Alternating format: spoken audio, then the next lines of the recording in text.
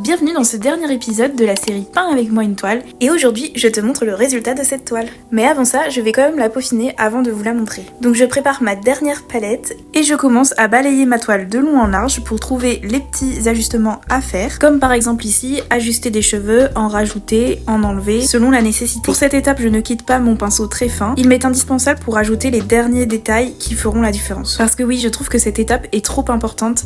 Pour moi, il faut absolument prendre le temps de regarder, d'observer et d'ajuster en fonction de ce que l'on ressent et de l'état général de la toile. Il est aussi super important à cette étape-là de bien se concentrer sur les points de lumière et les points d'ombre. Il est possible qu'à certains moments, et notamment avec le séchage, que les points de lumière et les points d'ombre ne soient plus pareils, soient différents ou qu'on ait manqué quelque chose. Et je trouve, et ce n'est que mon point de vue, que c'est à cette étape que la toile se révèle.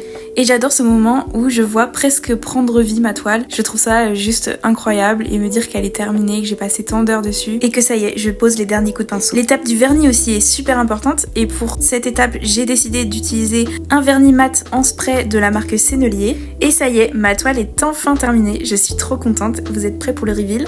Attention, tadam! Je ne sais pas ce que vous en pensez, mais n'hésitez pas à me le dire en commentaire. En tout cas, moi, après avoir longtemps douté, je suis assez satisfaite de cette toile. Je trouve que les couleurs ressortent bien, que le personnage est bien mis en avant et que Bellatrix ressemble bien à Bellatrix.